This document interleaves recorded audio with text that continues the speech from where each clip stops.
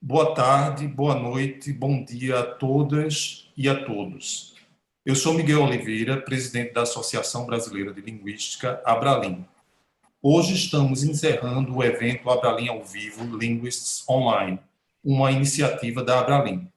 O evento foi organizado às pressas em resposta à pandemia causada pelo vírus corona, que nos roubou a todos do convívio acadêmico nas universidades e em encontros científicos.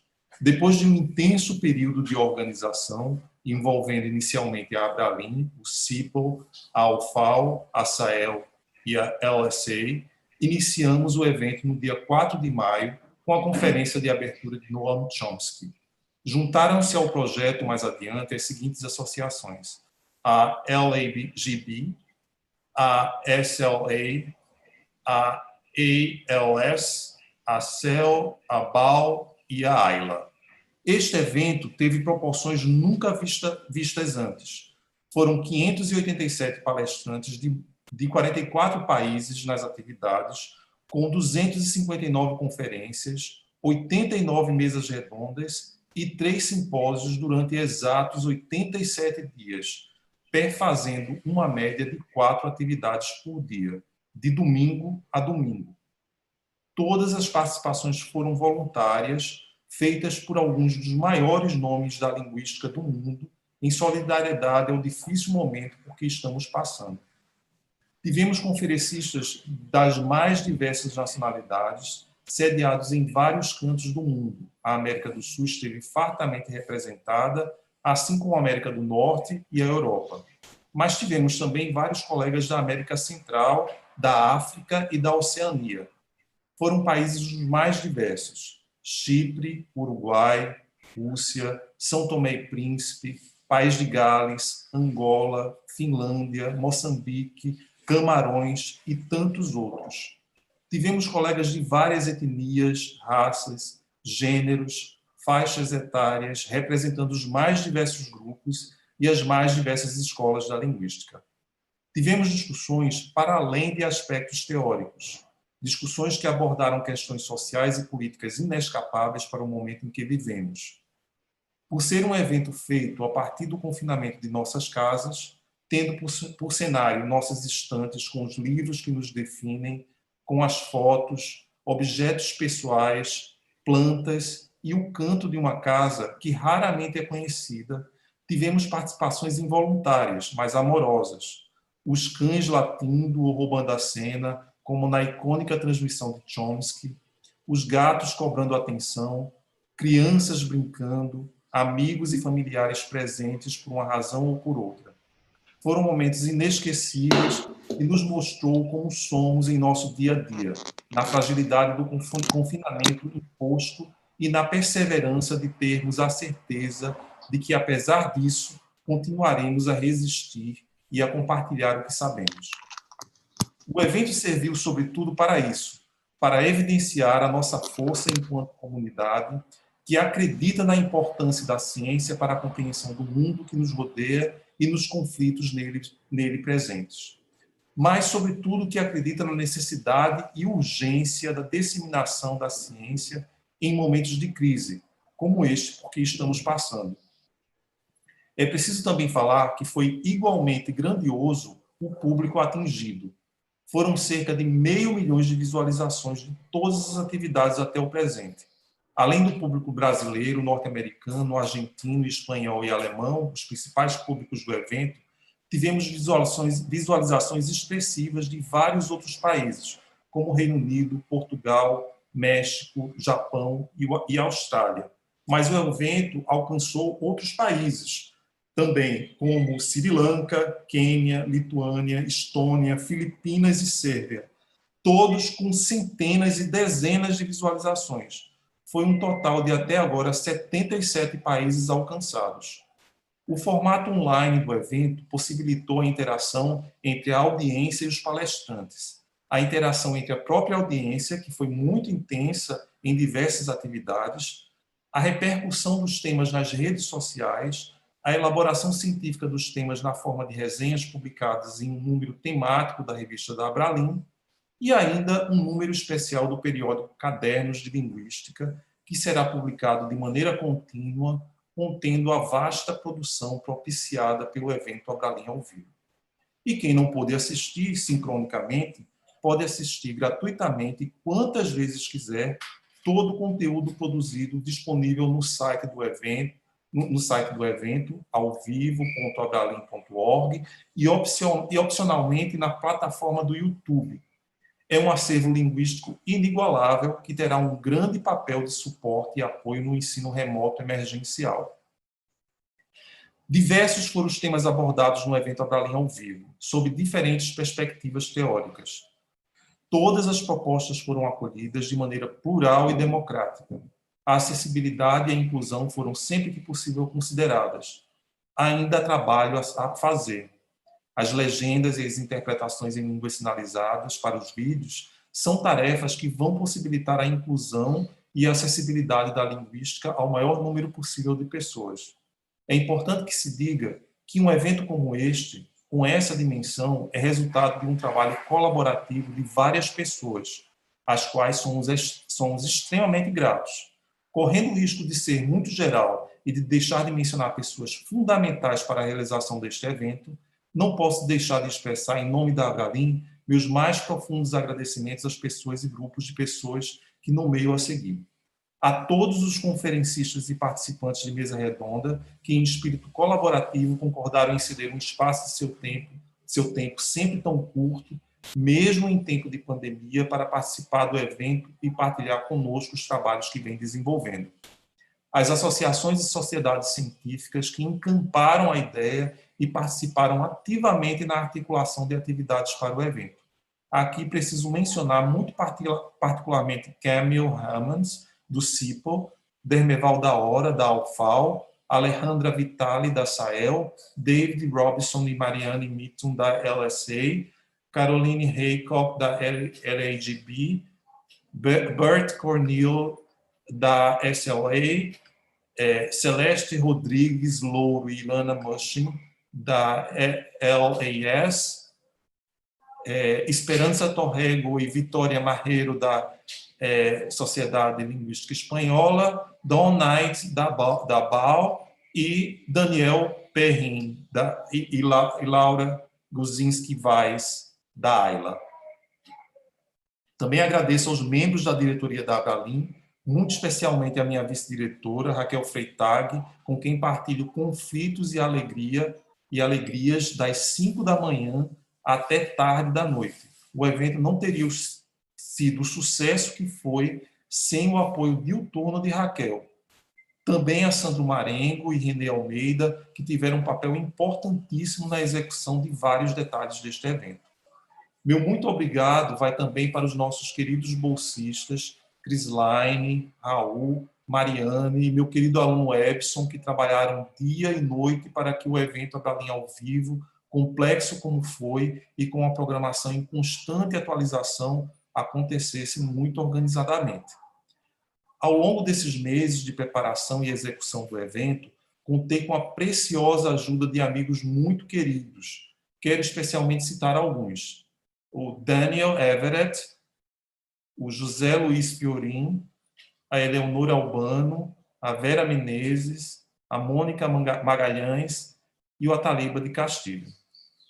Aos moderadores das atividades que aceitaram nosso convite para dialogar com os conferencistas convidados, aos intérpretes de línguas de sinais, tradutores e a equipe da TraduPoints, que voluntariamente se disponibilizaram para trabalhar pelo evento, aos associados da Abralin, sem os quais a associação não existiria, a todos que participaram do evento sincrônica e assincronicamente, que mandaram mensagem de apoio ao Abralin e agradecimentos sempre tão gentis.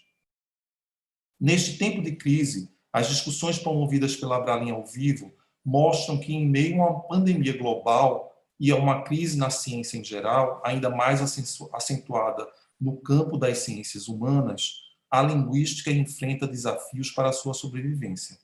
Utilitarista ou ciência básica? Quais as interfaces? Quais as contribuições? Se, por um lado, a pandemia causou danos profundos à sociedade, ao campo da linguística houve uma aproximação de discussões e interesses nunca vistos na história. E o Abralin Ao Vivo é um exemplo disso. Esta sessão de encerramento, composta por representantes de algumas das mais importantes associações de linguística do mundo, propõe discutir as seguintes questões. Qual o papel da linguística nesta nova configuração de um mundo pós-pandemia? Quais as contribuições efetivas que a linguística pode prover para a nova realidade global? Quais as redes de colaboração em pesquisa que podem ser formadas? O que nos aproxima e o que nos distancia? Agradecemos imensamente a participação dos representantes das associações que cooperaram com o evento Abralin Ao Vivo pela presença nesta sessão de encerramento. A ordem de apresentação foi estabelecida pela ordem de adesão das associações ao evento. Começaremos, portanto, com Raquel Freitag, vice-presidente da Abralin.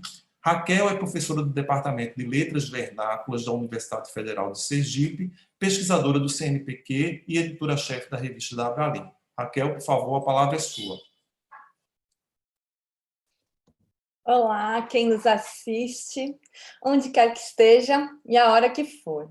Eu sou Raquel Freitag, a vice-presidente da Abralin, e é desse canto, com teto, com internet, que eu tenho o privilégio de falar hoje e com saúde. Eu agradeço as gentis palavras de Miguel, né, das 5 da manhã até a madrugada. Isso sinaliza o quanto estamos envolvidos e trabalhando com isso. Porque momentos de crise nos forçam a agir coletivamente para sobreviver enquanto espécie na Terra. Em um período de tão pouco tempo, nunca na nossa história se discutiu tanto e tão colaborativamente como nas conferências do Abralin Ao Vivo. A possibilidade de juntar uma audiência tão qualificada simultaneamente, que em outros tempos jamais teria condições de ocorrer por conta do modelo de conferência científica que existia no normal de antes da pandemia, propiciou debates que se prolongaram e se prolongam, com retomadas em conferências seguintes, com replicação do conteúdo e comentários nas redes sociais, com a sistematização dessas reflexões nas resenhas e com a publicação do texto integral no Cadernos de Linguística.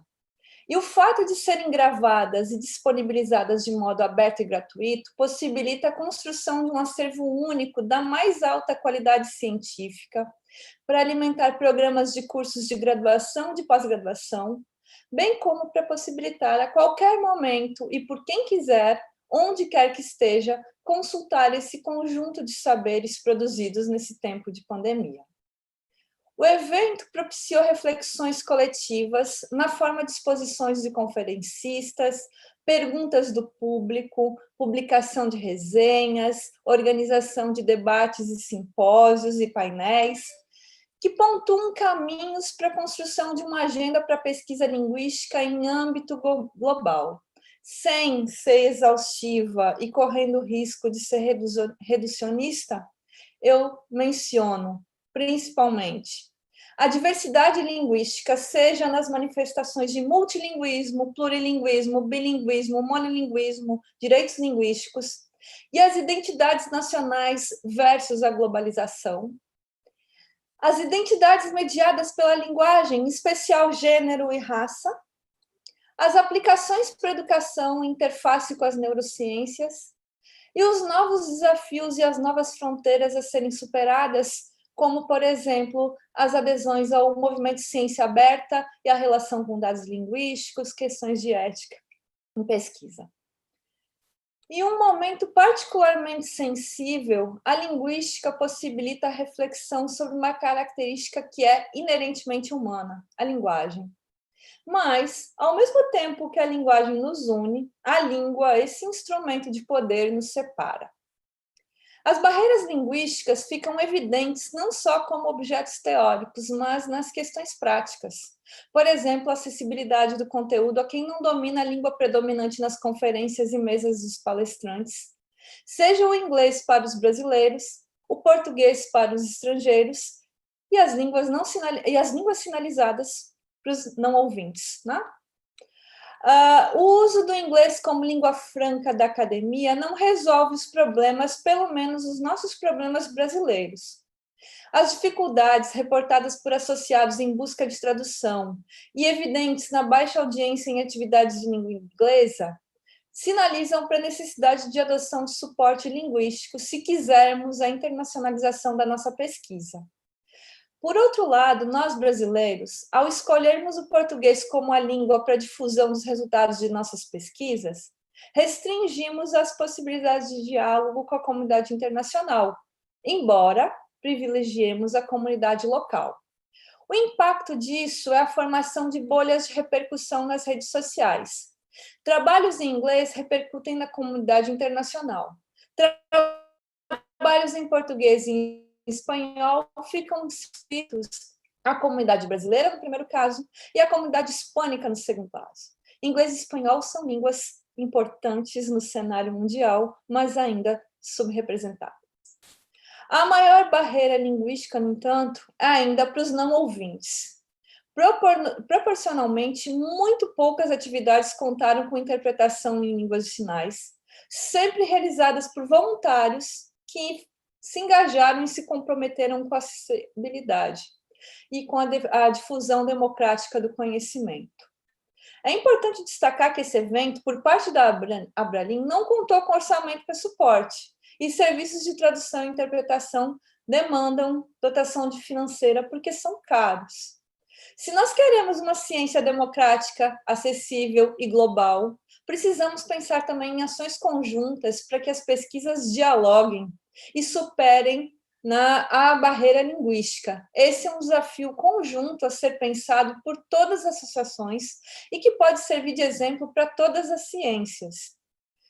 Mesmo nesse cenário de crise, uma crise que ameaça a nossa existência na Terra, nós nos adaptamos e continuamos sendo humanos. Se, por um lado, temos colaboração e engajamento, por outro lado, as velhas práticas da academia, com a formação de guetos de áreas de pesquisa, ódios contra as teorias, ou especialmente contra as pessoas por trás das teorias, com lacrações e cancelamentos, isso ainda continua existindo.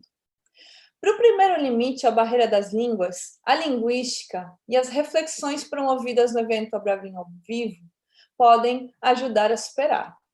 Para o segundo limite, vamos precisar de mais tempo para que as velhas práticas sucumbam.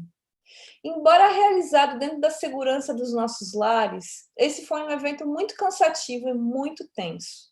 Eu tenho certa experiência com organização de eventos nos moldes do antigo normal, e eu não me sentia assim cansada como eu me sinto agora. Mas quando eu recebo mensagem de pessoas que estão assistindo essas lives em uma cama de hospital e que me escrevem para dizer que essa é a melhor coisa do seu dia, eu respiro fundo e agradeço por poder fazer esse trabalho, agradeço por estar viva. Muito obrigada. Muito obrigado, Raquel. Em seguida, vamos ouvir David Bradley, presidente do CIPL. David é professor emérito de Linguística da Universidade La Trobe, trabalha com línguas ameaçadas, é autor, editor e coeditor de mais de 20 livros dedicados ao tema. David, por favor, a palavra é sua. Thank you very much, Miguel. And I'd like to be very grateful to Abralin for all of its work. Now, let's see. Oh, I'm afraid it won't share my screen. Can you see my screen now? Yes, maybe you can put that in presentation mode, David. Okay. So, Thank you. The Comité International Permanent de Linguistique is extremely delighted to have been the original co-organizer of this Abralin Ao Vivo series. As you have just heard from Miguel, it has been a remarkably successful series of more than 300 lectures over 3 months. And it has taken our minds off the pandemic and given us access to the very best experts from around the world. So thank you very much to Miguel and his large and excellent team. Now I'll talk a little bit about CIPL and what we do. As I think some of you know, CIPL was established in 1928 and convenes the Comité International de Linguistique every 5 years. Since 1928, we produce the linguistic bibliography, which is published through Brill. And since 1991, and this was already in the planning stage long before that, CIPL has been a leader in work concerning language endangerment. Work such as the Quebec Congress volume, edited by Robins and Uhlenbeck, which brought together scholars from all over the world to summarize our knowledge at that time of the current state of language endangerment. The Atlas of Languages in Danger, originated by Professor Stephen Wurm, and this is continuing with a new editor since then. In particular, with our work on endangered languages, we have been working on this atlas with UNESCO and many scholars.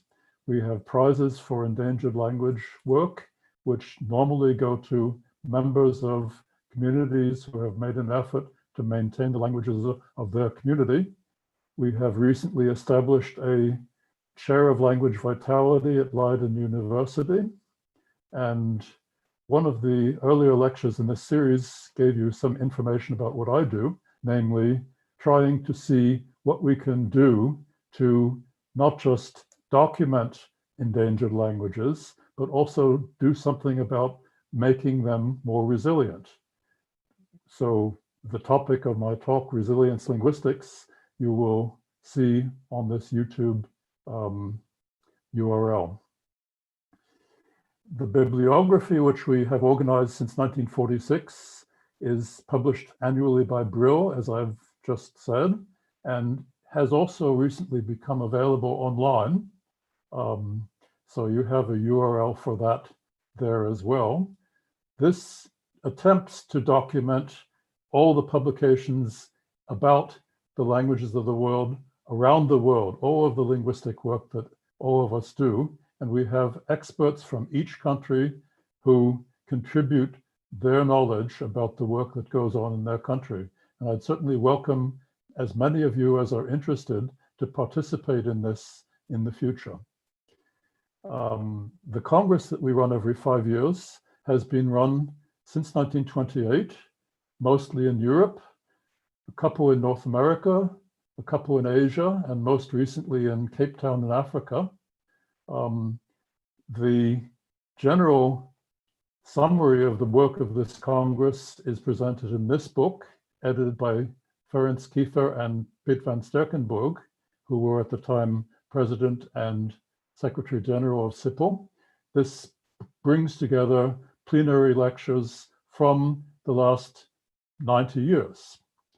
In addition, we also at every Congress prepare a Congress volume. So this is the Congress volume from the most recent Congress in Cape Town, in which you will find the plenary lectures and the focus lectures on each area of linguistics from that Congress, and this will continue. The next Congress, I can just recently announce to you now, has been approved to be presented in Kazan, in Tatarstan in Russia, on the 25th to the 30th of June 2023. And you will soon receive a call for workshop proposals and eventually later also papers. We will have plenary papers by leading experts. We will have state-of-the-art focus presentations, and we warmly welcome you all to participate. I hope that by then, by June 2023, our current health issues will be a thing of the past. The references to the books that I have talked about are here, and I think I'll try to be as brief as I can and just leave the word to other colleagues. So my congratulations again to Abralin, and thank you very much to Miguel. Muito obrigado. And this is our website. Thank you. Muito obrigado, David, por suas palavras. Passamos agora a palavra para Dermeval da Hora, presidente da ALFAL. Dermeval é professor visitante da UFPA e pesquisador do CNPq. Já foi presidente do GEON, da Abralin e representante da área de Linguística e Literatura na CAPES. Dermeval, a palavra é sua.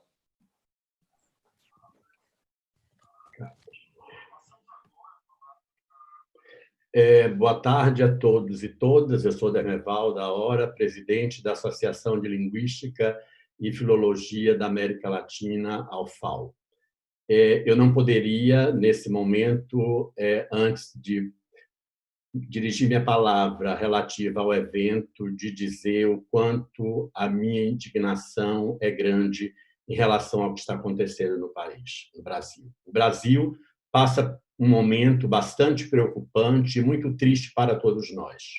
Atingimos mais de 90 mil óbitos e com a perspectiva de que esse número cresça ainda mais.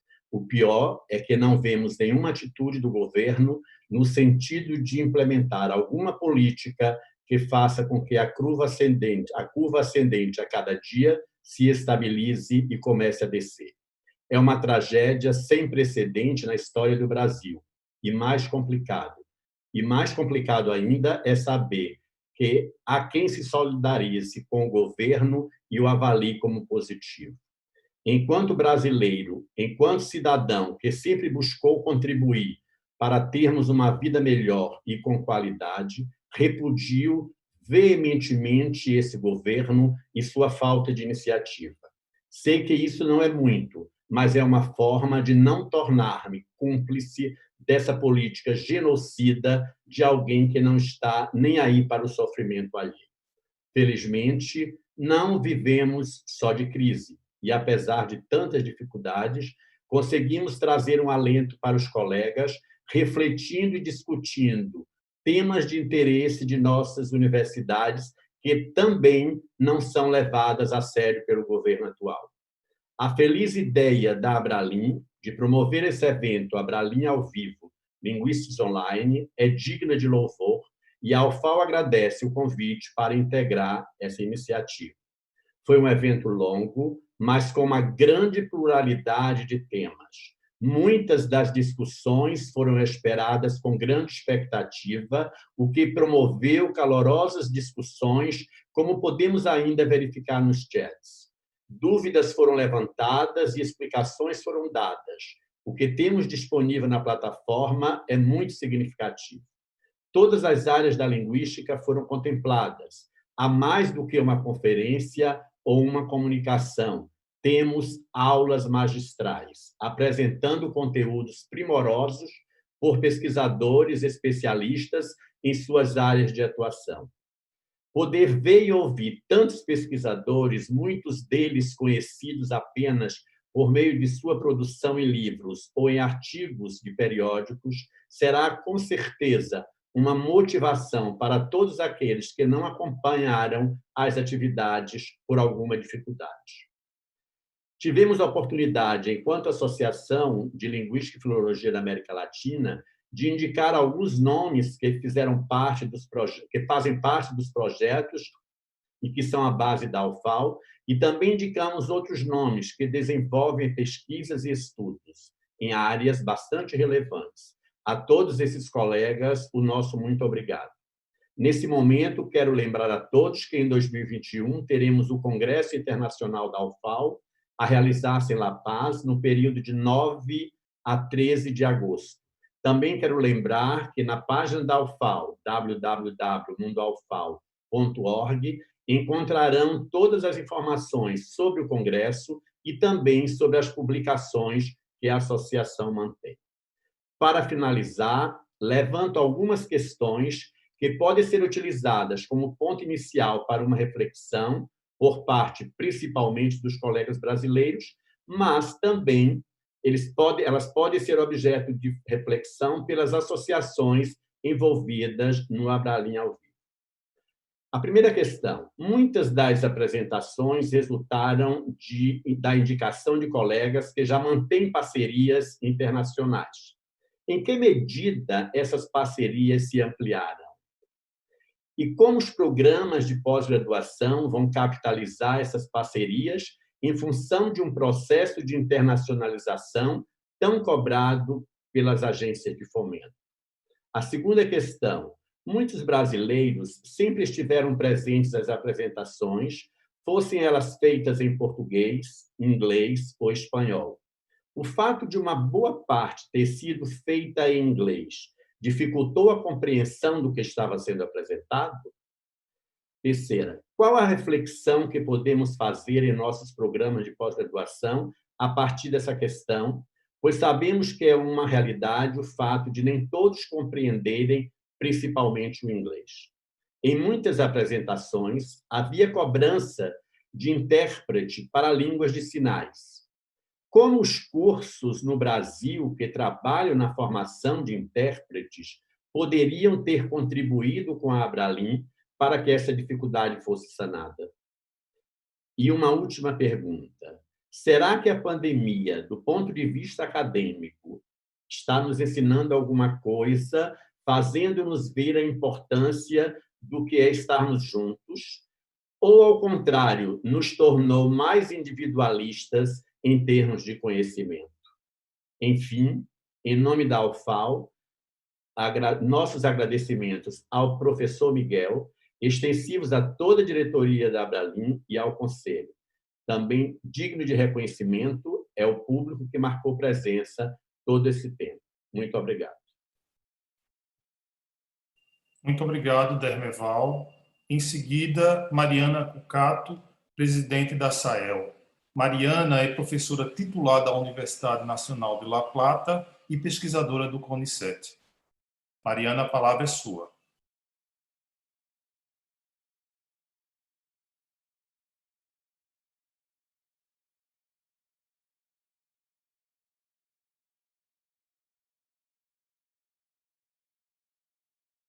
Mariana, o som está desligado. Perdón, tenía silenciado el micrófono. En nombre de SAEL, les doy las gracias a todos y a todas por acompañarnos en esta sesión de cierre. Asimismo, quiero agradecer al profesor Dr. Miguel Oliveira por permitir a SAEL colaborar con Abralin en Vivo, Lingüistas en Línea, evento organizado por la Asociación Brasileña de Lingüística en colaboración con otras asociaciones con las que estamos haciendo el cierre hoy. En representación de SAEL, para mí es un verdadero honor formar parte de este panel de cierre en el que participan tan distinguidos colegas. Por otra parte, también deseo agradecer a los miembros de la comisión directiva de SAEL, especialmente a las profesoras doctoras Andrea Menegotto y Alejandra Vitale, vicepresidente y secretaria general de SAEL, y a los destacados lingüistas argentinos y a las distinguidas lingüistas argentinas que formaron parte de esta colaboración Abralin-SAEL. Me estoy refiriendo a las y a los conferencistas, profesores doctores Isolda Carranza, Alejandra Vidal, Martín Menéndez, Elvira Arnú, y a las y los integrantes de las mesas redondas, profesores doctores Vitale Dagati, Durán, Meregotto, Trompeta, Romanelli, Segarra, Bernardi, Masulo, Gian Matteo Mújica, Jaichenko, García, Sevilla y Sánchez. A todos ellos, muchas gracias. En principio me gustaría distinguir dos escenarios diferentes, el mundo durante la pandemia actual y un posible mundo post-pandémico. A partir de esta distinción, antes me gustaría preguntar, y antes de preguntarme cuál es el papel de la lingüística en esta nueva configuración del mundo, me gustaría expresar muy sintéticamente algunos aspectos de este mundo actual generado por la pandemia COVID-19. Estos aspectos, considero, pueden despertar la mirada atenta y la intervención del lingüista. Y cuando digo mundo actual, me refiero no solo al que estamos atravesando, sino también al que seguiremos atravesando, no sabemos bien hasta cuándo. La pandemia provocada por el COVID-19 ha modificado nuestras rutinas de trabajo, nuestras vidas en general. Sin duda, nos ha obligado a reformular nuestras prácticas académicas y científicas. Como lingüistas, como docentes e investigadores, tuvimos que adaptarnos de manera urgente a nuevas formas de comunicación que implican un acercamiento intenso y diferente a las tecnologías de la comunicación y la información. Por ejemplo, nuestras clases en las universidades tomaron un formato diferente, las relaciones con nuestros colegas y estudiantes también fueron diferentes. La pandemia dio lugar a diversas formas e incluso nuevas formas de interacción y de expresión que desde ya involucraron sistemas sígnicos variados y diferentes. Sin irnos más lejos, este ciclo que hoy se está cerrando, Abralin Ao Vivo, Lingüistas en línea, es una muestra de una forma diferente de comunicación entre personas interesadas en los estudios lingüísticos. A continuación, me interesaría reflexionar particularmente sobre los límites que nos ha impuesto la pandemia. Por ejemplo, la cuarentena, aislamiento social, preventivo y obligatorio, ASPO en Argentina, establecida para cuidarnos recíprocamente, nos circunscribió a una serie de límites fijos, rígidos, país, región, ciudad, barrio, edificio, hogar, que no he hecho más que poner de manifiesto viejos, en realidad viejos y nuevos problemas sociales. Esta bipolaridad dentro-fuera que establecen las fronteras, especialmente las más marcadas y rígidas, permiten hacer visible en esta guerra, metáfora muy utilizada, contra el COVID-19, otras fronteras que también nos separan, que discriminan, que excluyen, y sobre la que los y las lingüistas deberíamos focalizar nuestra atención. ¿Qué fronteras? Las fronteras geográficas pusieron en evidencia el racismo y la xenofobia. Voy a citar una frase empleada para hablar de los trabajadores golondrinas, es decir, que van y vienen en países limítrofes, que se vayan, que se vuelvan a su país. Dentro de las ciudades, los barrios más pobres, las llamadas villas en Argentina, se convirtieron, cito, en lugares aún más peligrosos, son bombas de tiempo. La ayuda que reciben del Estado, muy presente, se transformó en un gasto. No trabajan porque no quieren.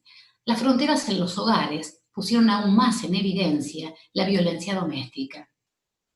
A las mujeres, a las niñas, a los niños, a los adolescentes, aumentaron los femicidios. Ver sino el titular de un periódico que dice violencia machista, el otro virus que cobra víctimas. Fronteras, todas ellas, entre las que se producen cruces, intersecciones, dado que estas formas de desigualdad social, de discriminación, interactúan y se constituyen mutuamente.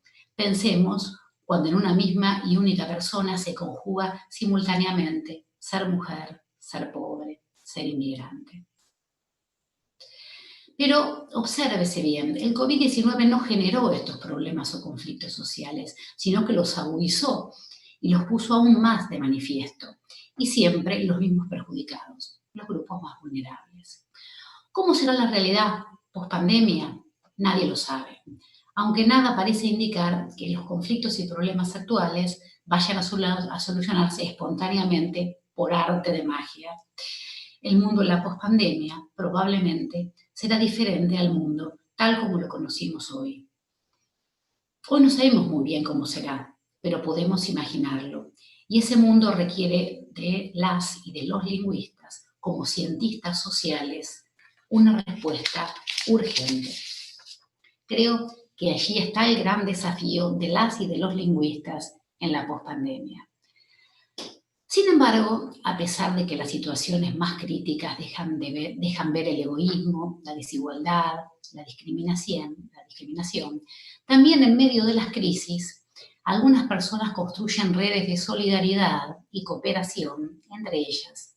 Y creo en este sentido que en un mundo post-pandémico es importante esta construcción de vínculos, siempre en el marco de la igualdad y del respeto de las diferencias.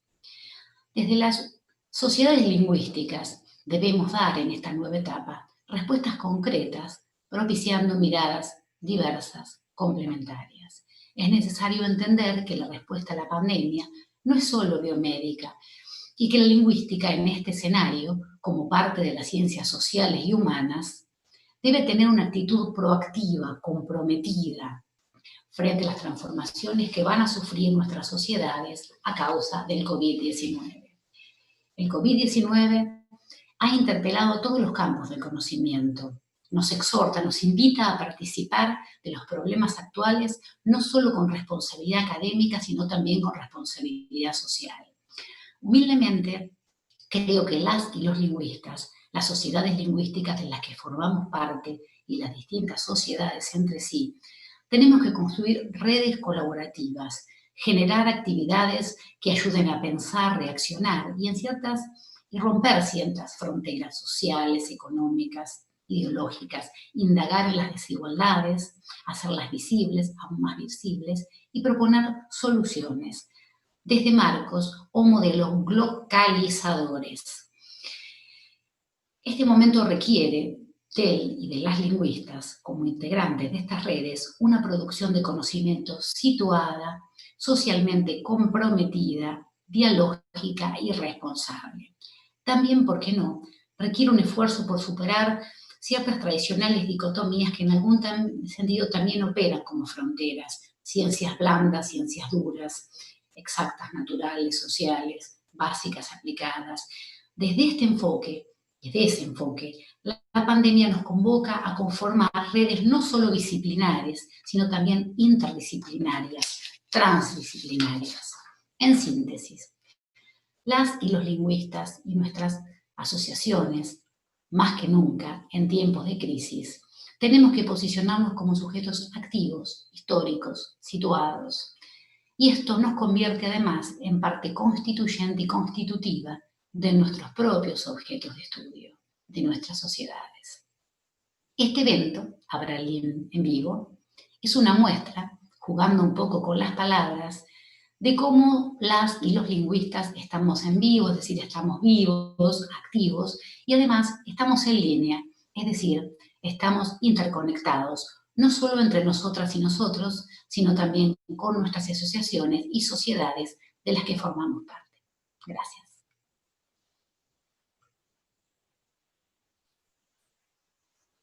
Muito obrigado, Mariana. Agora vamos ouvir Marianne Mithun, presidente da Linguistic Society of America. Marianne trabalha com línguas indígenas, é professora da Universidade da Califórnia, em Santa Bárbara, e já foi presidente de várias associações acadêmicas, entre as quais a SLA. Marianne, a palavra é sua. Okay. First, I want to say, I think we're all just absolutely amazed at what Miguel and Raquel have accomplished. This is revolutionary. It's setting the stage for a whole new kind of intellectual cooperation. This is absolutely wonderful, dazzling. I think nobody could ever have even thought this far, and what you've done has been absolutely amazing. I also very much like the comments people have made up to this point, and they definitely resonate with me. Everything you've said is very, very important, I think. So Miguel asked us to sort of reflect on some things. You know, what difference is this making to us? I think one positive potential difference is that we'd like to think that linguistic diversity is more immediate and more appreciated. That is, seeing people speaking different languages has a psychological effect on people. It's very easy to just sort of think everybody speaks the language of my neighborhood. But with current situations, we can see there are actually very intelligent people who speak other languages and interesting people, et cetera, et cetera. So I think the immediacy of this is actually a good thing. From my perspective, there's one very serious result of pandemic, and that is right now, as we all know, linguistic diversity is decreasing very, very fast. We're not just losing languages, we're losing good speakers of languages. So people think, oh, the language is fine, there's still 6 speakers, but speakers, the very good speakers are disappearing all over the place.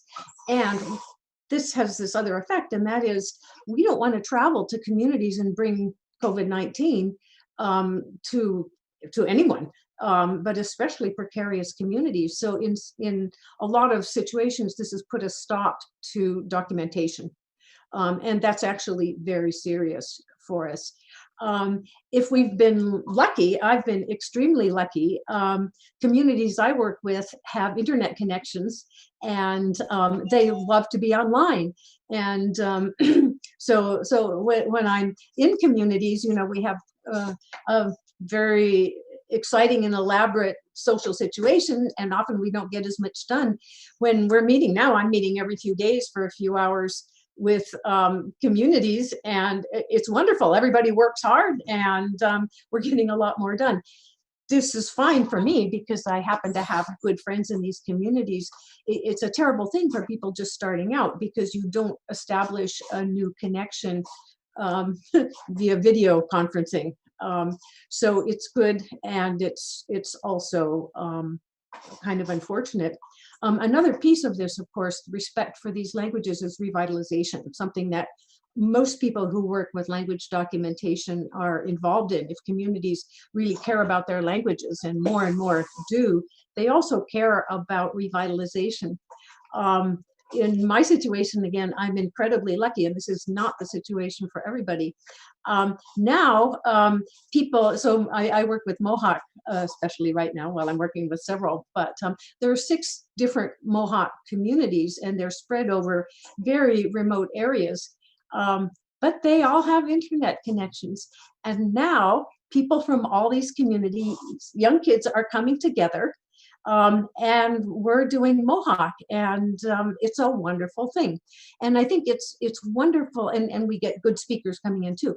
It's wonderful in a way that's also wonderful for us as academics. That is, we love to sit in silence with our computers, getting the stuff, having the chance to get work done. We just love this. But there's also something to be said for having in your mind the fact that there are other people thinking along the same lines, other people who value some of the same things you do, even if you're not talking to them. And I think this is actually very important for academics, but also for people concerned about revitalization. Seeing these younger people in these settings, knowing there are people in these other communities who care too, is huge. And I think for us, it's also huge. Even if we're not talking every minute with scholars from other places, we know there are other people in the world who care. And I think that's really important. As has already been brought out, what Miguel and Raquel have done, I think, has shown us a new kind of academic interaction that has some very, very important benefits. And that is, it's democratizing things. There are very clearly the language problems.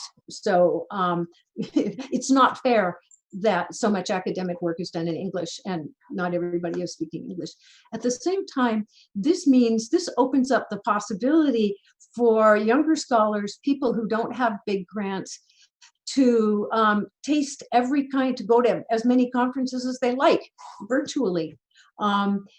It's a wonderful thing. You don't have to have a big grant to be able to travel halfway across the world to a meeting. You can actually hear whatever talks you want.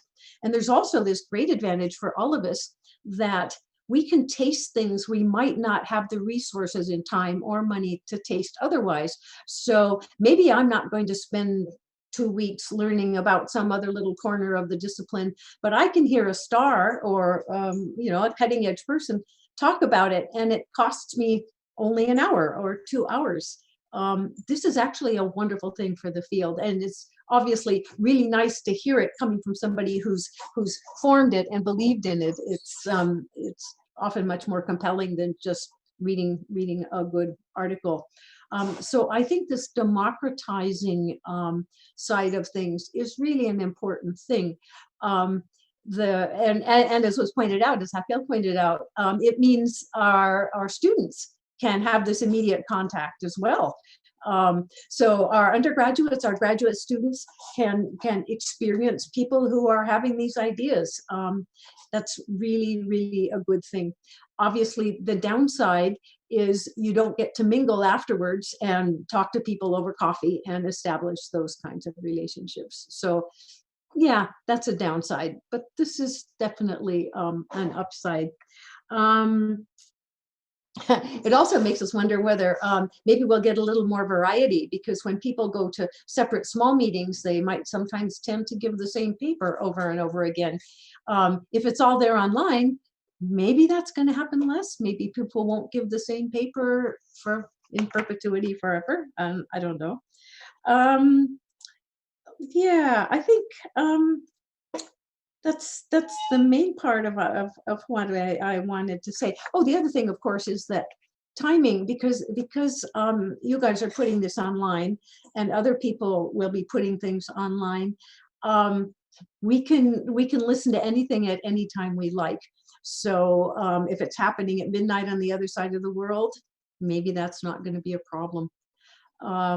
So I don't have a lot more to say, except I just want to express my profound gratitude for what Abralin has done in creating a brand new, I mean, it's sort of an unimaginable new kind of forum for intellectual discussion, conversation, and giving everybody, whoever we are, the chance to really taste a lot of things. So I'm just profoundly grateful. Thank you. Muito obrigado, Marianne. Em seguida, ouviremos Caroline Heycock, da LAGB. Caroline é professora especialista em sintaxe da Universidade de Edimburgo, no Reino Unido. Foi editora-chefe do Journal of Linguistics e é membro da British Academy. Caroline, a palavra é sua. Thank you. So I'm going to be echoing, I think, many things that have already been said by the people who've come before me. But first, I have to and want to offer my most sincere thanks on behalf of the Linguistics Association of Great Britain that I represent, to Abralin and to its president, Professor Miguel Oliveira, and the other people involved. First, for conceiving and then organizing this magnificent series, and second, for inviting our association to participate in it. Although many people, including many of the speakers in the talks leading up to now, as well as people today, have said this already, this series really has been an astonishing achievement, and I think it's been a source of great intellectual pleasure and inspiration in these very difficult times. And I feel that it's given many people some happiness to be reminded that they're part of an international community of linguists that shares many common goals, many common values, and of course our joint passion for investigating the most, of course I would say this, the most fascinating of human capacities, the capacity for language. So I'd like to thank Miguel and everyone involved for the huge work of organization and communication. Also to the different hosts who've introduced the speakers, collated the questions, and resolved with great calm the inevitable technical hiccups. I'd like to thank the interpreters whose work continuing literally even as I'm speaking.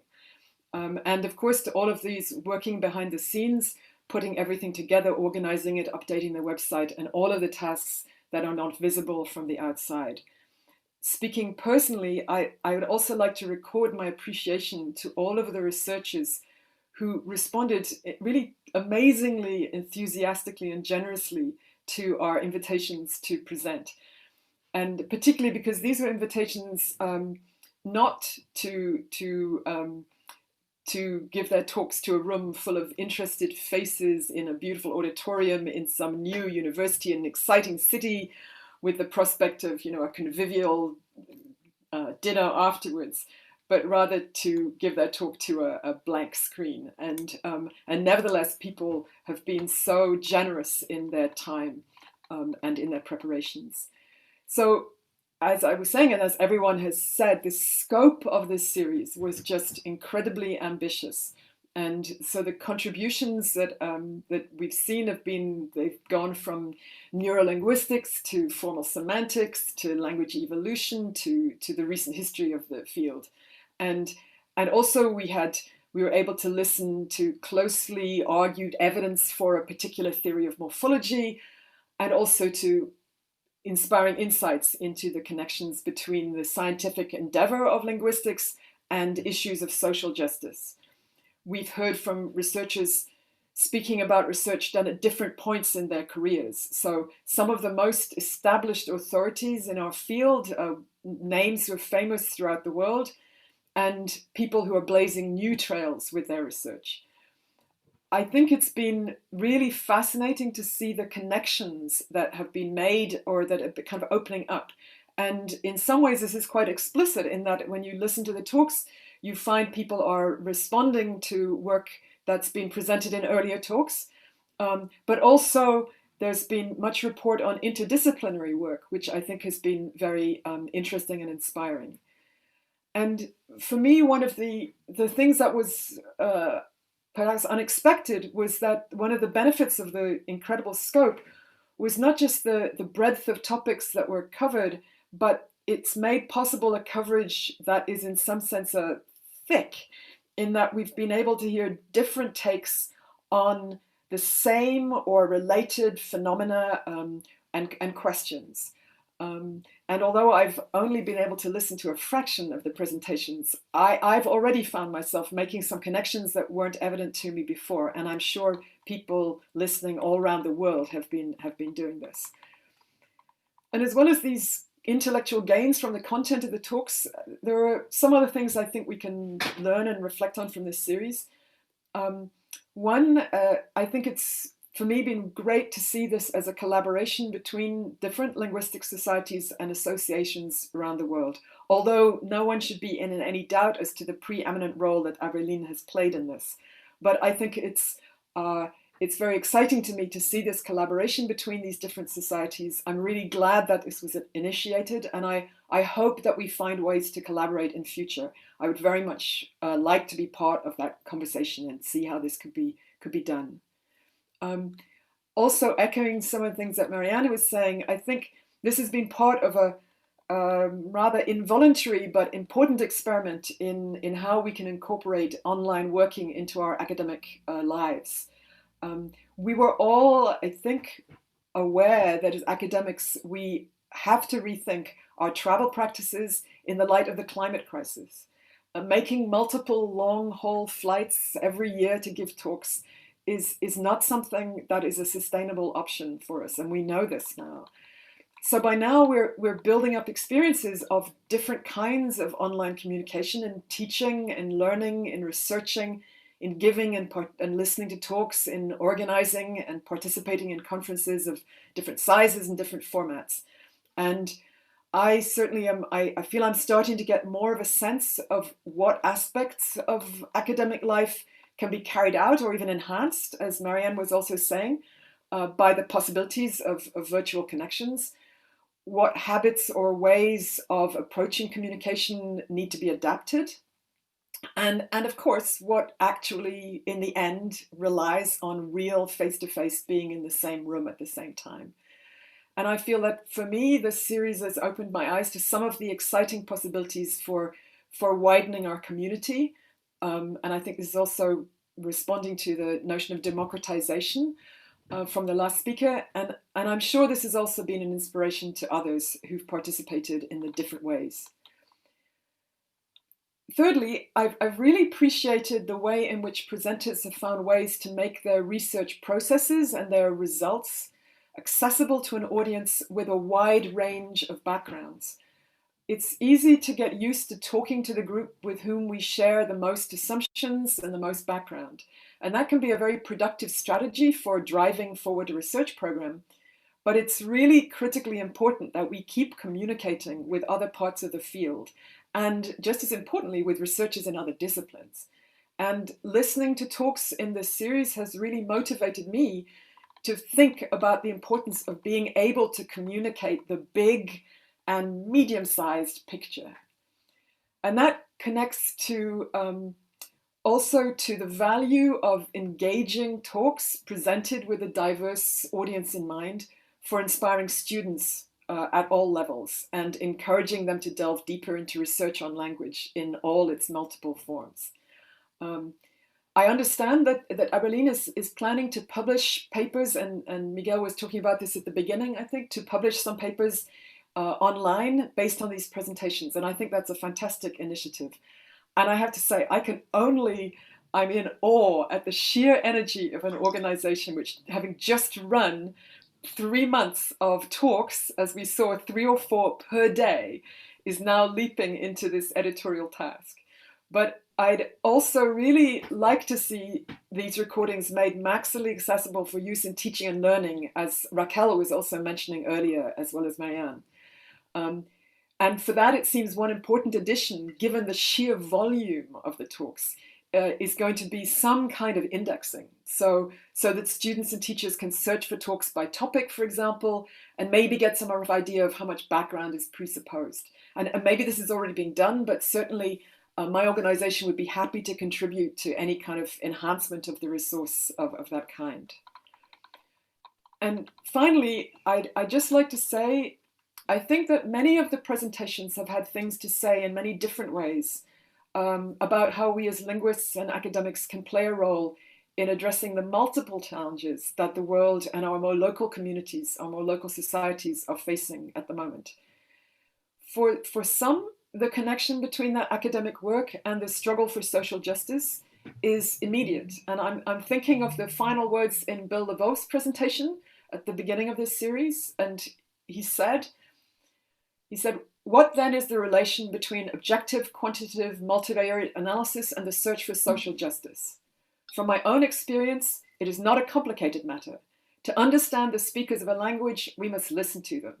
And if we listen, they will speak to us clearly and simply and let us know what is to be done to make the world we share a little more just than it was. So there's no question that this is true of Bill's work. For many of us, though, making our working lives as academics truly reflect our moral and political values, and thinking through how, as academics, we can play a part in making the world we share a little more just than it was, is not something we readily always understand how to do. But I think it's been really thought-provoking and inspiring to see how some of the researchers who've presented have indeed been doing this in different ways. And for that, I'm very grateful to those speakers. And above all, I'm grateful to Abralin for having set up this series and invited us to share it. So thank you very much. Muito obrigado, Caroline.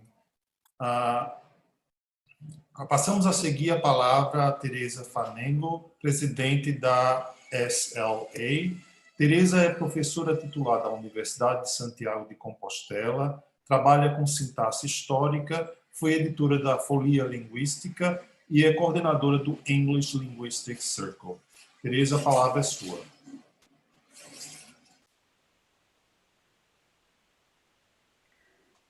Okay, thank you very much. Well, I would like to start by thanking Abralin, the Brazilian Association for Linguistics, and its president, Miguel Oliveira, and also Raquel Freitag, who's spoken before. And this was a wonderful initiative, as has been said here a number of times already. As Miguel has pointed out, I work at the University of Santiago de Compostela in Spain, and I participate in this roundtable as the president of SLE, the Societas Linguistica Europaea. SLE is, as its title indicates, is the European Association for Linguistics, but I wish to stress that its members are Europeans and non-Europeans, and they represent all theoretical frameworks and persuasions. Let me say a couple of words about SLE, and then I will move on to the issues and questions that Miguel wants us to answer. SLE was founded back in 1966 and with the purpose of advancing, I'm just quoting from the Constitution, advancing in European countries and elsewhere the scientific study of language in all its aspects, And since its foundation, SLE has kept growing. At present, we have close to 1,300 members, though I'm afraid we don't have very many from Brazil, just 5. So that definitely we have to improve, and I am sure it will be improved in the future now that we've got to know each other much better. A very important aspect of SLE are its annual meetings, which are always very well attended. We have the number of presentations range from about 450 to slightly over 600 every year. And mentioning our annual meetings leads me quite naturally to one of the items on the agenda that Miguel Oliveira has proposed for this roundtable, which is the question, or the item was the effective contribution that linguistics can make to the new global reality. Well, SLE so far has reacted to this global reality by going digital.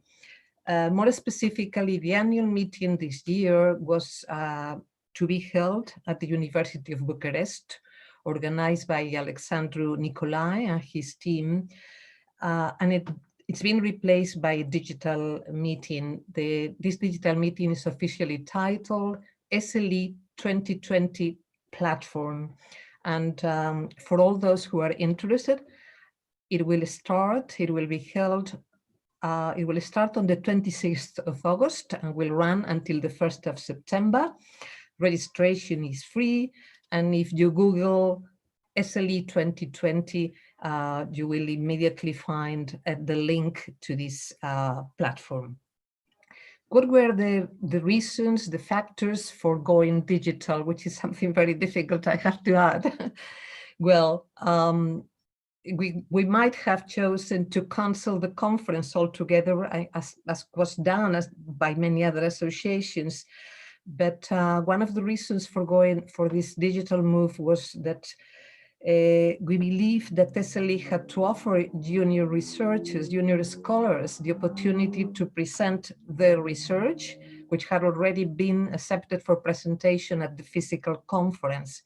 And it was, of course, obvious that the physical conference could no longer be held because the corona crisis was aggravating, and therefore we had to do something else. So there was considerable debate within the executive committee of SLE, I have to say, and thanks to the initiative of our very efficient secretary, Bert Cornigi, who has delivered one of the lectures here in the Abralin series, he had the initiative of making this digital move, and so we now have this platform in the digital format. Has this move been successful so far? Yes, it has. I have to say that so far it's been very successful because the meeting will not be so large as previous meetings, but still we have well over 300 presentations in digital format, and most of them will have the form of synchronous live events. What is bad? What's the disadvantage of the digital meeting? Well, the disadvantage, of course, is that we will miss face-to-face interaction. That's quite obvious. I don't even have to say it. But on the other hand, is there anything positive? Yes, there is something very positive. The platform, like Abralin itself, will reach a much broader audience because it is open not just to members of SLE who had originally submitted abstracts for the meeting. It is open to linguists all over the world. So anyone who's interested can share and discuss the research that will be presented at the platform at the end of August. So that clearly is one of the positive outcomes of the COVID. I mean, the COVID, there are lots of negative things about the corona crisis, but at least things like this are positive. Another positive aspect, of course, which has been mentioned here already a number of times, is Abralin Ao Vivo. Prior to COVID-19, the Brazilian Association for Linguistics was well known in some countries, including my own, including Spain, but it was not known globally, and that has changed. And that has changed, ultimately because of the corona crisis.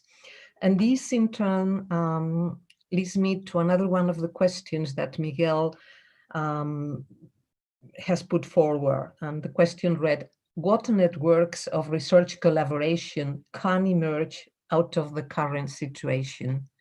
Well, Abralin Ao Vivo, of course, is already an excellent illustration of collaboration that has been said a number of times already. But I would like to add that this digital initiative, which Abralin has reminded us all of the fact that there are many linguistics associations everywhere, and that we all share the same basic interest, which is language and languages.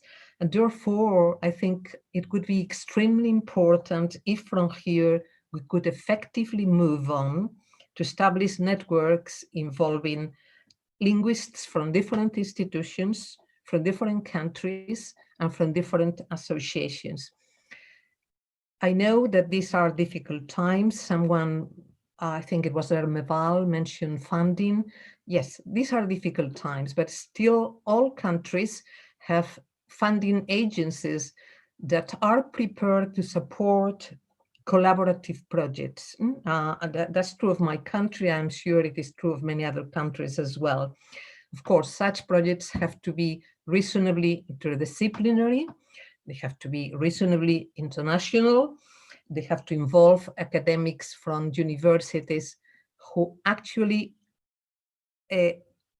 are actually prepared to work together rather than continue on their own usual line of research. That's essential.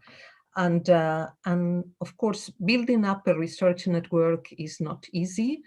I am aware of that, but it really pays off because the complementary expertise available in the different participating institutions has the advantage of allowing academics, and especially early career researchers, to make real progress, to learn new methodologies of analysis, something which in my view is essential, new approaches to analysis, and to really break new ground by working together with other institutions and with other academics. I believe that if we manage to establish one or more networks along these lines, interdisciplinary, international, willing to work together and so on, we will be able to attract funding either from national funding agencies or, for instance, just to give you an example, from one of the programs within the European Union. Just to mention one possible program, I would like to mention Horizon Europe, which will be launched on the 1st of January 2021. It is the research program of the European Commission that will succeed the well-known Horizon 2020.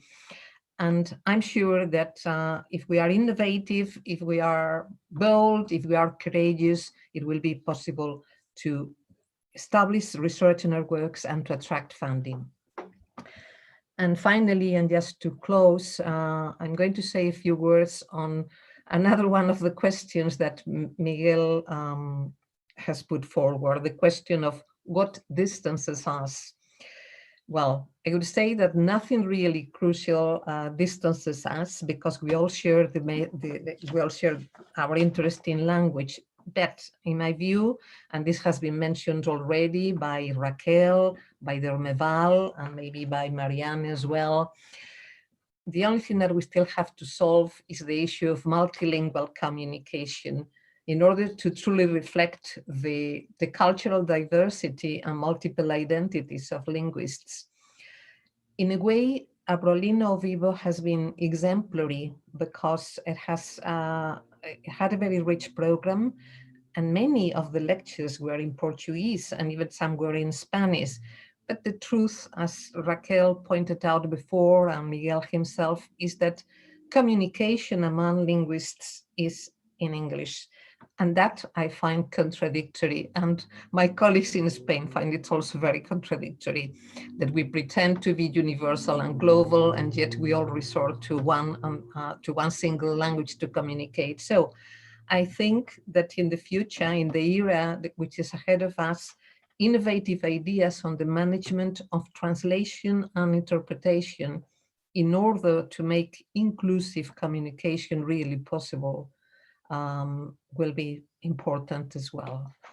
And I will close this by thanking Miguel and Abralin again, and all those who have participated in the series, and all the members of SLE who so generously have given their time to contribute to Abralin.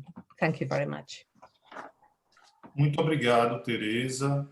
Agora vamos ouvir Vitória Marrero, vice-presidente da SAEL.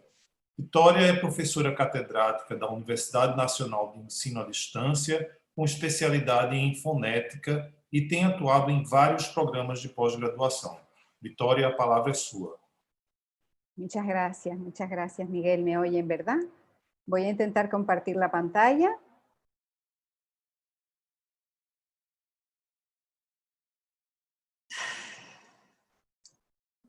Y empezar la presentación. Bueno, en primer lugar, yo quiero de nuevo, igual que todas las personas que me han precedido en el uso de la palabra, agradecer a Abralin esta posibilidad, la enorme satisfacción de participar en un evento tan señalado, tan importante como Abralin Ao Vivo. Realmente ha sido, como todos han señalado, un evento sin precedentes. Yo creo que en general en el mundo de la ciencia, en la lingüística en concreto, sin duda. También quiero transmitir en nombre de la presidenta de la Sociedad Española de Lingüística, Esperanza Torrego, y de toda la Junta Directiva, me atrevería a decir que de todos nuestros socios, pues este agradecimiento y la satisfacción por haber podido formar parte de él. La Sociedad Española de Lingüística nació hace 50 años, en 1970. Me atrevo a decir que somos coetáneos de la Sociedad Brasileña de Lingüística y que las dos vamos a celebrar, o estamos celebrando ya nuestro 50 aniversario. Nosotros lo celebraremos con un congreso. La principal actividad de la Sociedad Española de Lingüística es un simposio anual, por lo tanto vamos por el 50º. Lo celebraremos en Madrid, si el corona lo permite, en enero del próximo año, de 2021. Por supuesto, invitamos a todos los que estén interesados en participar. En principio, consideramos que va a ser un evento presencial. Vamos a ver en qué para todo esto. Además, publicamos como órgano oficial de la sociedad la Revista Española de Lingüística, que ven ahí en la pantalla. Tienen la dirección de nuestra página web para ampliar esta información. Efectivamente, las propuestas para el debate, las preguntas sobre las que Miguel nos proponía hablar hoy eran estas: ¿cuál es el papel de la lingüística? Hemos oído muchos análisis muy interesantes de las personas que me han precedido en el uso de la palabra sobre este asunto, y qué redes de colaboración pueden formarse. Yo diría que Abralin Ao Vivo ha sido una representación extraordinaria de una paradoja que todos hemos vivido en estos meses, la del estar aislados y al mismo tiempo hiperconectados pues a través de las redes, tanto con nuestra familia, amigos y en este caso pues conexiones profesionales que no imaginábamos antes de que existiera el virus que íbamos a poder tener. Yo no pretendo en estos 10 minutos ser exhaustiva, ni mucho menos. Voy a añadir 2 pinceladas a toda esta gran pintura que estamos dibujando entre todos, porque creo que se han tratado especialmente en Abralin, que me parece representativa de lo que ha tratado la lingüística, desde luego la lingüística mundial en estos meses. Hay dos ámbitos de estudio especialmente analizados. Uno es el del análisis textual y discursivo, especialmente el análisis crítico, donde se han abordado muchas cosas que se han mencionado también aquí, como la responsabilidad social de la lingüística ante las desigualdades, etc. dentro del análisis textual y discursivo, una línea que ha adquirido peso propio, en mi opinión, es el análisis del discurso de la sanidad y el tratamiento de la información relacionada con la enfermedad. Evidentemente estamos todos muy condicionados por esta realidad que nos rodea. Y el segundo aspecto, que también ha influido en toda nuestra actividad profesional, es la irrupción de las tecnologías en la educación. Todos hemos tenido, bueno, en mi caso ya lo hacía antes, pero el resto de la enseñanza ha tenido que participar de las tecnologías para seguir haciendo su función, y la irrupción de las tecnologías en la investigación lingüística. El análisis textual y discursivo fue el objeto de estudio de la mesa redonda sobre metáfora, cognición y emoción que presentaron Iraida Ibarreche, Paula, bueno, las participantes que propuso o que auspició la Sociedad Española de Lingüística, Paula Pérez Sobrino, Inés Olza, Laura Filardo y Reyes Llopis, en una mesa redonda que nos gustó mucho. Yo creo que fue una posibilidad de encuentro, como decían antes, abierta a un tipo de participante que no es el especialista, en ese sentido muy interesante, pero también se ocuparon de esto pues, los profesores que ven en la pantalla, Emi Orlando, Manguinó, Carlos Gubella, y hubo otras mesas redondas como la de análisis del discurso digital, semiótica de la cuarentena, Ollares Bactinianos, que también trataron este aspecto de la lingüística. Dentro de la sublínea del discurso de la sanidad y el tratamiento de la información relacionada con la enfermedad, me gustó muchísimo la conferencia de la profesora Eichenwald sobre la gramática del bienestar, el discurso de la salud y de la enfermedad en las sociedades tropicales. También la conferencia del profesor Bañón, que fue otro de los representantes de la SAEL, el debate social como marco para el análisis del discurso sobre la salud y los procesos migratorios, y una de las primeras participaciones desde España, que fue la de Rosa Estopá-Bagot, sobre culturalización en salud, la lingüística al servicio del ciudadano. Y de nuevo, este subtítulo me lleva a responder una de las preguntas que se nos hacían. Evidentemente yo creo que esta es una línea en la que la lingüística puede aportar su grano de arena a la sociedad, especialmente a la sociedad post-pandemia. Y la segunda, como les decía, es la irrupción de las tecnologías, tanto en la educación como en la investigación. De su aparición en la educación superior, pues se preocuparon o se ocuparon Annelisa Ribeiro, que lo relacionó con los ciclos de la precariedad, un tema que también se ha mencionado aquí anteriormente, Vera Meneses, Rainer Hamel, en relación con la globalización política, las lenguas en la ciencia y en la enseñanza superior, de nuevo el tema de las lenguas de la ciencia, la paradoja de que incluso los lingüistas reduzcamos nuestra diversidad al inglés cuando pretendemos la internacionalización, como mencionaba la profesora Fanego hace un momento.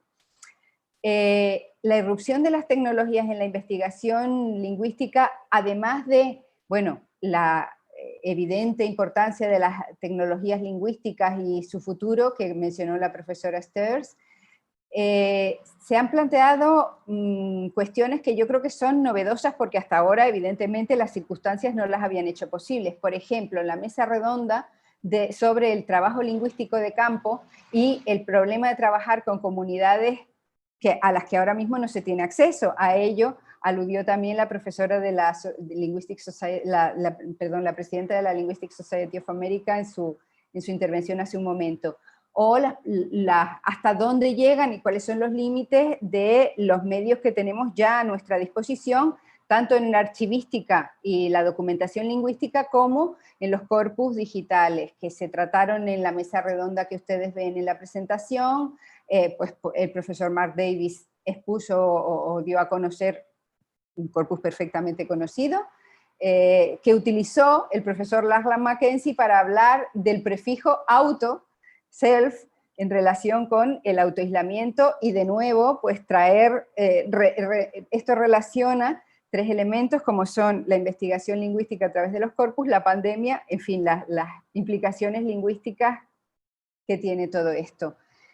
Y voy a llegar al final de mi reflexión, la lingüística en la nueva realidad. ¿Qué nos aleja? Pues evidentemente nos alejan dos barreras que cada vez son más pequeñas. La distancia física, que ha demostrado en estos meses tener una importancia relativa, y luego las diferencias interlingüísticas, que como decía, pues evidentemente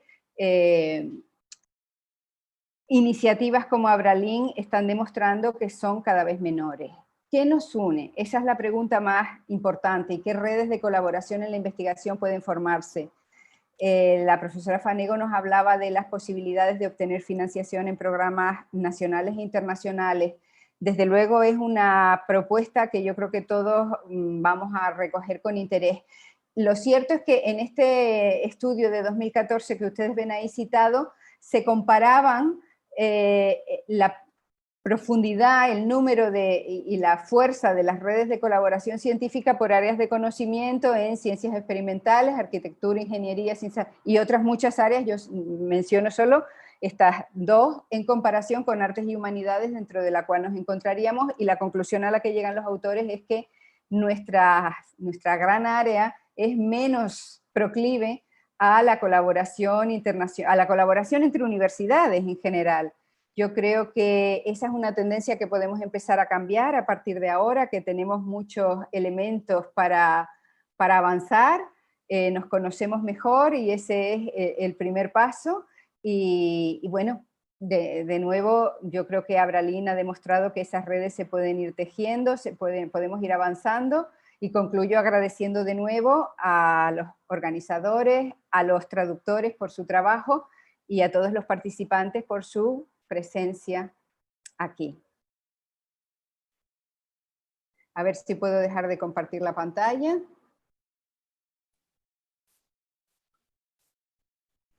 Muito obrigado, Vitória.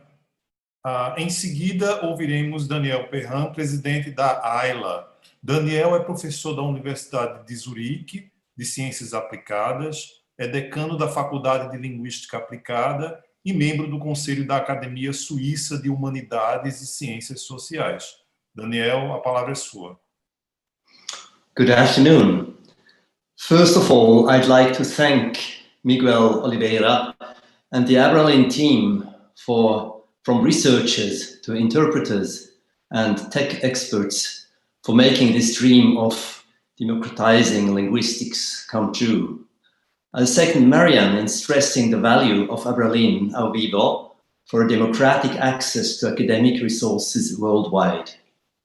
With Abralin Ao Vivo, Abralin has taken the chance to offer us an inspiring meeting place in challenging times.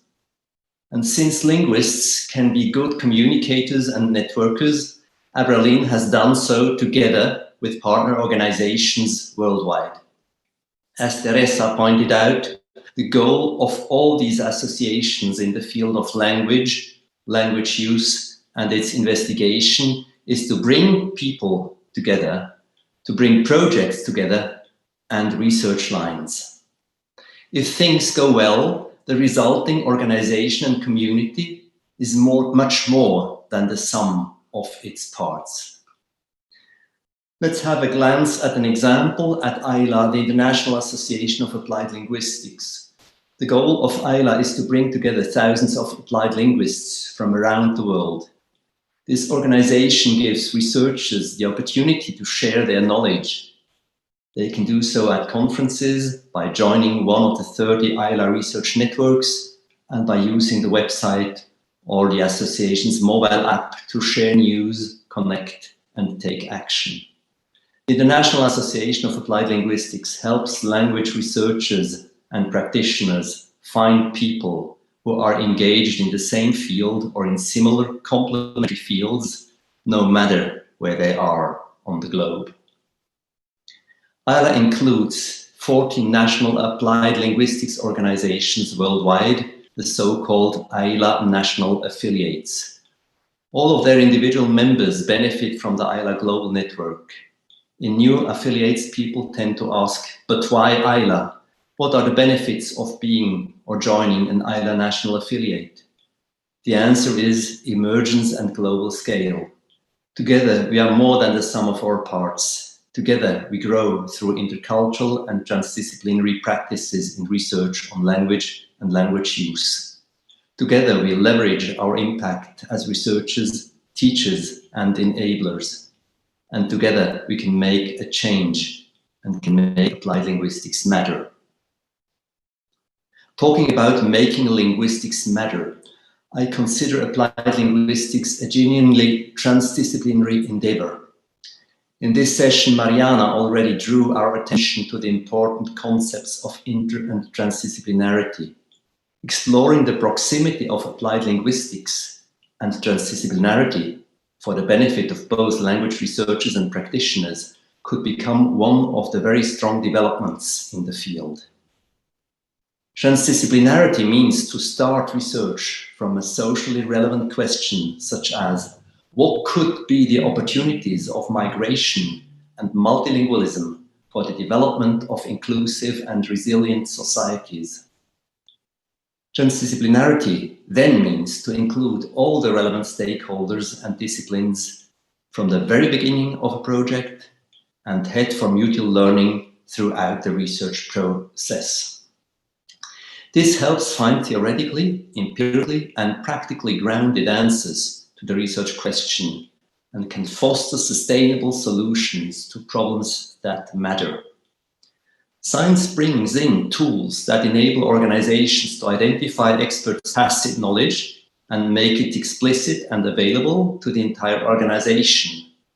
Together, colleagues from academic and other professional fields shape research questions, develop new conceptual frames that help them think out of the box, capture and analyze data, build theories, and compose data-based good practice cases and good practice stories that help them implement the findings in the organization and in the practical world as general.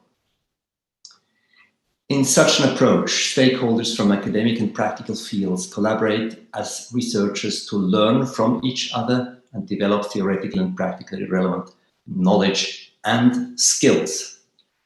Learning from each other across and beyond academic fields. This is what Abralin Ao Vivo enabled us to do online.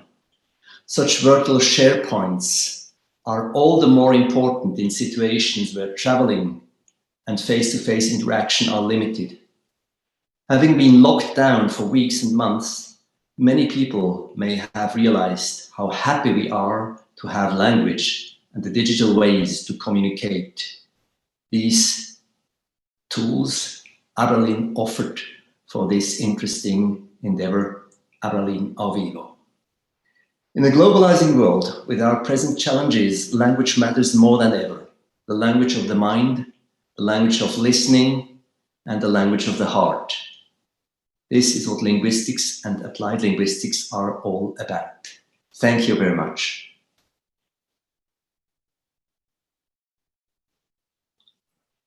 Muito obrigado, David. Por motivos de saúde, a Ilana Mushin, presidente da ALS, a Sociedade Linguística da Austrália, não pode estar presente conosco. Entretanto, ela nos enviou um vídeo que apresentaremos a seguir.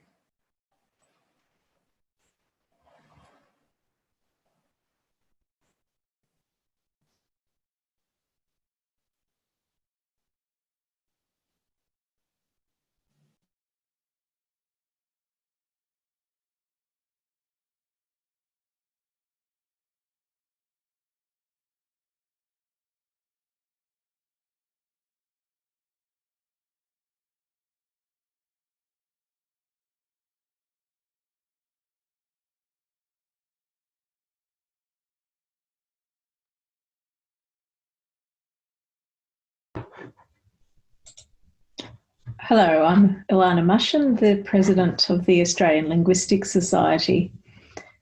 In Australia, we often talk about the tyranny of distance that keeps us out of the loop on global matters. In this case, it's the tyranny of time zones.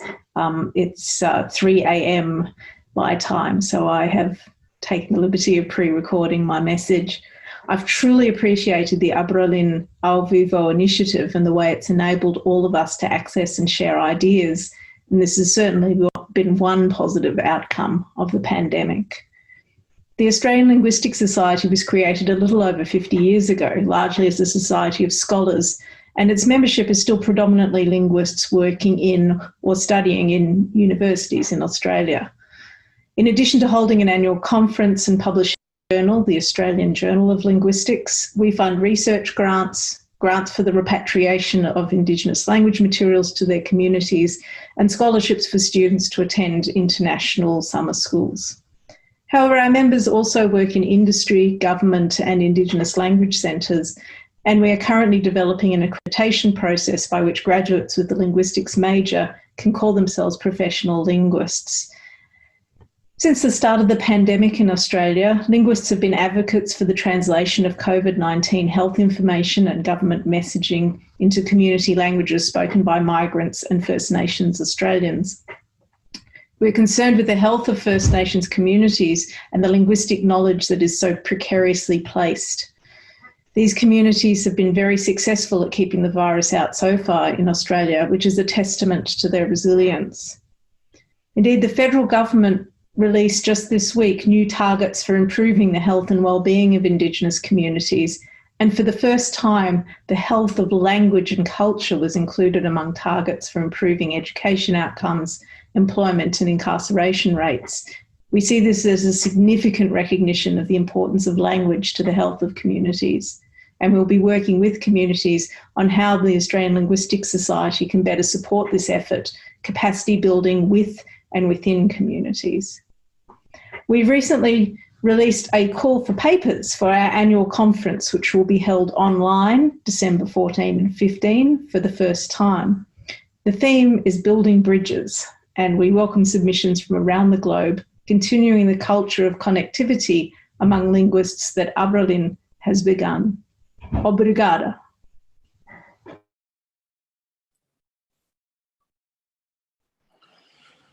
Por fim, Don Knight, presidente da ABAL, pediu desculpas por não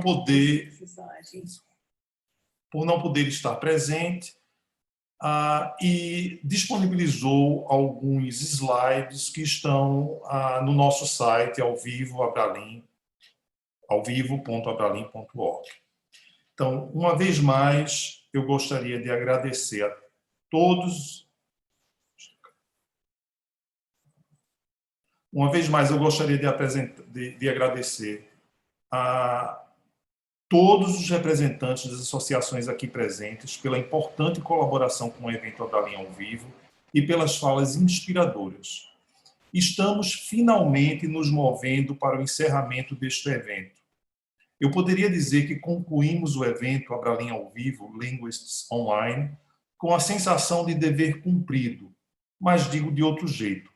Concluímos com a sensação de que nosso dever como pesquisadores é inesgotável, porque as perguntas que a ciência faz não se esgotam e novas possíveis respostas estão sempre sendo apresentadas.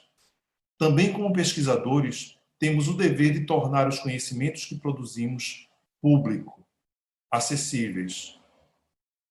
É o conhecimento que nos faz atravessar com determinação os tempos de crise e só o conhecimento pode evitar o agravamento de crises. Com o advento da crise causada pelo vírus corona, a ideia inicial da Abralin foi promover um evento que possibilitasse agregar conhecimentos a um período de confinamento. Primeiro, pensamos em apenas algumas semanas, uma atividade por dia. Com a possibilidade de parcerias com as associações, ampliamos para 2 atividades por dia e pensamos em encerrar em junho. Mas, com a pandemia se agravando, em especial aqui no Brasil, a dimensão que o Abralin ao Vivo tomou nos forçou a ampliar as atividades para até 5 durante um único dia, todos os dias, durante todo o mês de julho. Infelizmente, a situação da pandemia aqui no Brasil não melhorou durante esses 3 meses. Muito pelo contrário. Estamos já há várias semanas num platô terrível de mais de 1.000 mortes diárias, com picos de novas infecções cada vez mais alarmantes. É importante que se diga que a pandemia desencadeou uma ameaça sem precedentes aos povos indígenas brasileiros. A Abralin está trabalhando com organizações indígenas para fornecer ajuda humanitária às comunidades indígenas afetadas pela crise da Covid-19. Sua doação a este fundo ajudará as comunidades na linha de frente da crise com recursos que precisam para agir rapidamente e proteger imediatamente os mais vulneráveis. Pedimos, nesse sentido, que considerem a possibilidade de doar ao fundo. Qualquer valor será muito importante. Para saber mais, visite o site da Abralin, abralin.org, e vá às opções doações. A despeito de toda essa tragédia, há uma política genocida em vigor que procura imprimir um falso sentido de normalidade. A Organização Mundial da Saúde, entidade que recomenda ações amparadas por dados científicos, insiste na importância do isolamento social, sobretudo em áreas sem evidência de queda de casos de contaminação.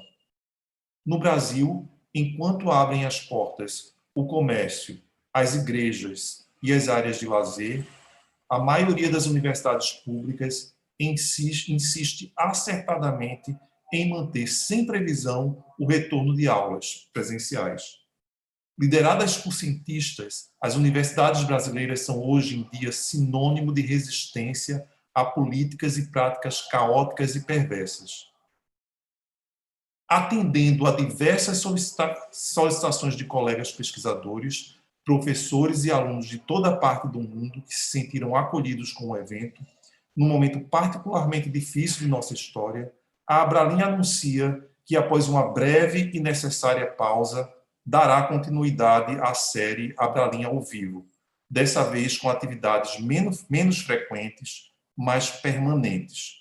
Continuaremos promovendo a disseminação do conhecimento na área em uma plataforma que deixará registrada para a posteridade o estado da arte de uma geração de linguistas. Despedimos-nos, portanto, dizendo até logo. Muito obrigado.